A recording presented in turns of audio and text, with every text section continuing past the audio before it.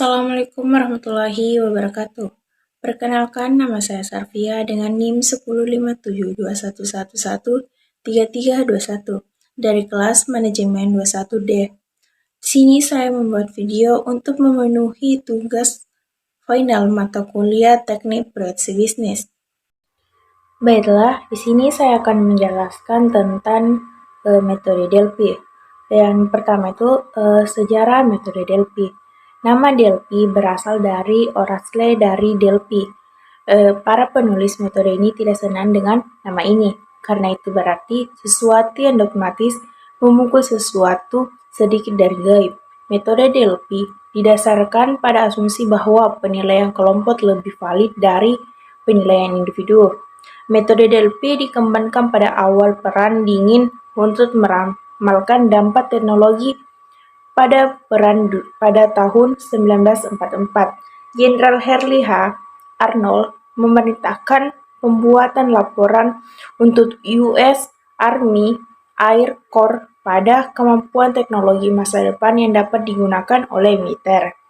Pendekatan yang berbeda telah dicoba, tetapi kekurangan tradisional peramalan metode seperti pendekatan teoritis, model kuantitatif, atau ekstrapolasi tren di daerah di mana hukum-hukum ilmiah yang tepat belum dibentuk lagi cepat menjadi jelas. Untuk mengatasi kekurangan ini, metode Delphi ini dikembangkan oleh proyek RAND selama 1950 sampai 1960 oleh Olaf Halmer, Norman Dalkey, dan Nicholas Resker. Ia telah digunakan sejak saat itu, bersama-sama dengan berbagai modifikasi dan formulasi ulang, seperti sebagai prosedur Iman Delphi. Para ahli diminta untuk memberikan pendapat mereka tentang probabilitas, frekuensi, dan intensitas seragam musuh mungkin. Ahli lain bisa memberikan umpan balik secara anonim. Proses ini diulang beberapa kali sampai konsensus muncul. Baiklah, kita lanjut kepada pengertian metode Delphi. Metode Delphi adalah proses mengumpulkan panel ahli dan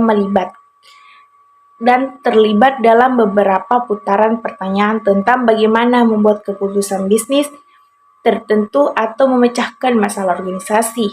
Setiap jawaban yang diberikan para ahli bersifat anonim. Setelah setiap putaran, fasilitator meninjau dan menyortir semua jawaban. Mereka akan menemukan jawaban dengan tema dan ide umum dan akan membaginya dengan pakar lainnya. Setelah ahli mendengar dan mencerna jawaban panelis lain, mereka diberikan pilihan untuk menyesuaikan jawaban mereka sendiri sesuai dengan tanggapan kelompok. Dapat disimpulkan bahwa metode Delphi adalah suatu metode di mana dalam proses pengambilan keputusan melibatkan beberapa pakar. Adapun para pakar tersebut tidak dipertemukan secara langsung atau tidak dengan tatap muka, dan identitas dari masing-masing pakar disembunyikan sehingga setiap pakar tidak mengetahui identitas pakar lainnya. Kita lanjut kepada karakteristik metode Delphi. Yang pertama yaitu pakar anonim, yang dimana pakar mungkin saling mengenal tetapi tidak mengidentifikasi pendapat berdasarkan gagasan konsultasi. Yang kedua, iterasi dan umpan balik terkontrol, yaitu sajikan kuesioner yang sama beberapa kali. Yang ketiga, dalam panel ahli terdapat heterogenitas, yaitu ahli dari cabang kegiatan tertentu dapat berpartisipasi. Dan yang keempat, tanggapan kelompok secara statistik, yang dimana informasi tersebut merupakan pendapat para ahli sesuai dengan derajat kesepakatan yang telah diperoleh. Adapun cara menyelesaikan studi dengan metode Delphi.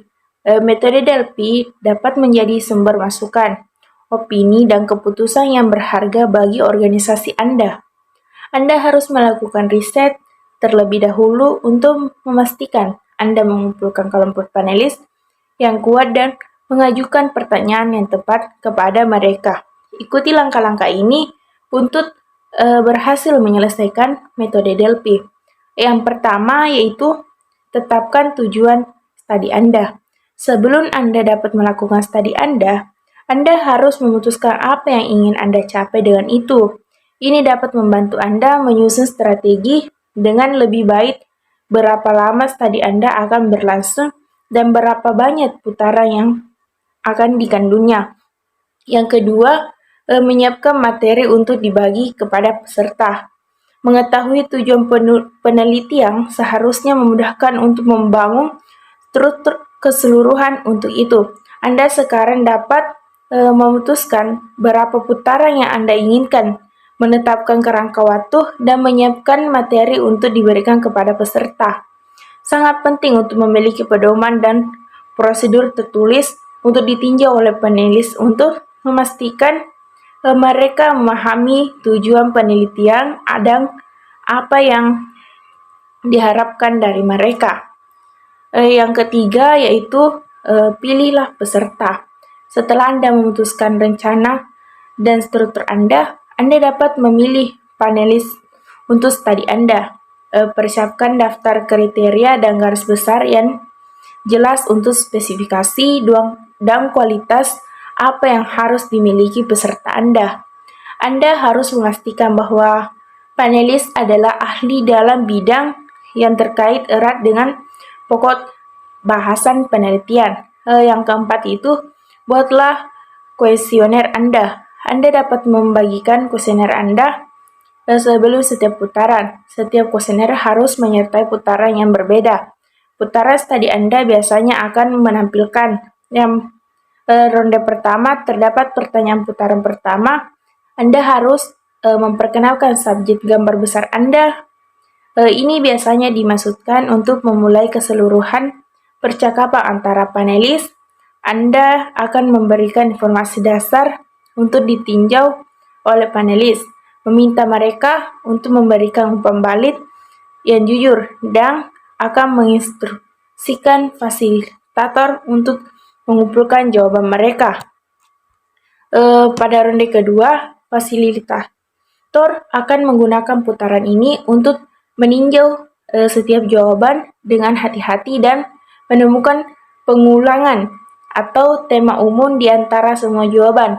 Mereka kemudian akan memberikan informasi penting dari jawaban ini kepada panelis yang akan meninjau tanggapan anonim. Panelis kemudian diberikan pilihan untuk menyesuaikan kembali jawaban asli mereka berdasarkan apa yang baru saja mereka baca, yang akan mereka serahkan kepada fasilitator.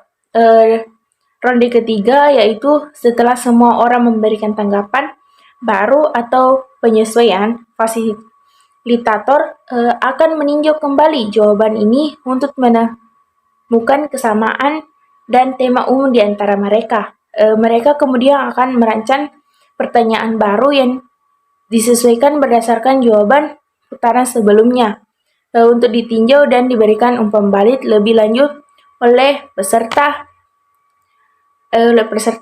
Anda dapat mengakhiri studi pada putaran ini atau melanjutkan penyesuaian jawaban berdasarkan umpan balik panelis sehingga Anda mencapai konsensus kelompok umum. Dan yang kelima, ada analisis umpan balik dan hasil dengan hati-hati. Setelah memberhentikan panelis, Anda harus duduk bersama anggota tim untuk meninjau hasil dan menentukan apakah Anda ingin menindaklanjuti keputusan panelis. Anda juga dapat meminta fasilitator meninjau kembali hasilnya dengan hati-hati untuk memastikan semua jawaban, informasi, atau potongan data dihitung dengan benar. Dan setelah semuanya selesai, Anda dapat mengambil tindakan untuk mengimplementasikan temuan Anda dengan mempresentasikannya kepada anggota tim lain atau membuat keputusan, menyusun laporan konsensus, mengilustrasikan temuan Anda dalam artikel industri, atau mengimplementasikan proyek atau keputusan baru. Di sini terdapat keuntungan dan kerugian pada metode Delphi. Yang pertama itu kita bahas tentang keuntungan. Keuntungan dari metode Delphi ini yaitu mendapatkan pengetahuan dari para ahli, dan di mana metode Delphi adalah cara yang bagus untuk menyelesaikan setiap diskusi atau menyelesaikan masalah kompleks yang mungkin Anda dan anggota tim lainnya memiliki. Semua pakar dapat mencapai kesepakatan logis yang dapat bermanfaat bagi organisasi Anda. Keuntungan yang kedua itu menerima jawaban jujur. Karena semua jawaban anonim, panelis akan merasa lebih nyaman memberikan jawaban jujur mereka tanpa menerima penilaian atau reaksi. Anda juga dapat merasa percaya diri karena mengetahui masukan yang Anda terima adalah jujur. Keuntungan yang ketiga itu mencapai konsensus kelompok yang kuat. Ketika para ahli mendengar pemikiran dan alasan lain tentang topik tertentu, ini dapat mempengaruhi pendapat mereka dengan lebih mudah. Hal ini memungkinkan para ahli untuk mencapai resolusi kelompok dengan lebih banyak orang yang mendukung keputusan atau ide yang sama. Yang meningkatkan kepercayaan diri Anda dalam mengimplementasikan keputusan yang mereka ambil. Berikut adalah kerugian dari metode Delphi. Kerugian yang pertama itu mencegah diskusi langsung terjadi. Ketika sementara peserta masih memberikan umpan balik, mereka tidak melakukan brainstorming ide-ide orisinal atau mengutarakan pendapat mereka secara bebas, karena sebagian besar masukan mereka ditulis secara anonim dalam kuesioner. Hal ini dapat mencegah diskusi langsung tentang pemikiran jujur yang dikomunikasikan bolak-balik di antara para profesional. Keuntungan yang kedua itu mengakibatkan waktu respon yang lambat. Jika Anda perlu menemukan solusi untuk suatu masalah atau mengambil keputusan dengan cepat, mungkin ada opsi yang lebih baik untuk dikejar. Metode Delphi biasanya membutuhkan sebagian besar hari untuk dilakukan karena terdiri dari beberapa putaran pendistribusian, pengumpulan, dan peninjauan kuesioner. Ini biasanya menghasilkan hari yang lebih panjang dan lebih sedikit waktu untuk memungkinkan diskusi. Kerugian yang ketiga itu tanggapan dapat memberikan sedikit atau tidak ada nilai. Mungkin ada peluang selama penelitian bahwa tanggapan yang ada diterima dapat memberikan sedikit atau tidak ada nilai karena peserta tidak dapat mencapai konsensus. Di sini saya ambil studi kasus pada pengembangan proyek. Pada sebuah perusahaan teknologi sedang menciptakan sistem perangkat lunak besar yang dapat meningkatkan tingkat efisiensi berbagai laboratorium dan fasilitas medis. Perusahaan menghadirkan beberapa pakar, mulai dari ilmuwan hingga profesional bisnis. Pertanyaan putaran pertama, mereka berkisar pada apakah peserta yakin proyek ini akan berhasil. Berapa banyak pendapatan yang mereka yakini akan diperoleh. Kapan perusahaan harus meluncurkannya dan bagaimana pengaruhnya terhadap industri perawatan kesehatan. Panelis mengirimkan umpan balik mereka secara anonim dengan jawaban yang sangat berbeda satu sama lain. Fasilitator dengan hati-hati meninjau informasi ini dan merilis umpan balik yang paling banyak dibagikan antara profesional bisnis serta masukan serupa yang diberikan ilmuwan. Beberapa profesional bisnis meninjau logistik proyek berdasarkan fakta ilmiah yang diberikan serta anonim oleh para ilmuwan dan menyelesaikan jawaban mereka. Studi berlanjut sampai para ilmuwan dan profesional bisnis menyepakati tanggal rilis yang logis hasil untuk proyek dampaknya pada industri.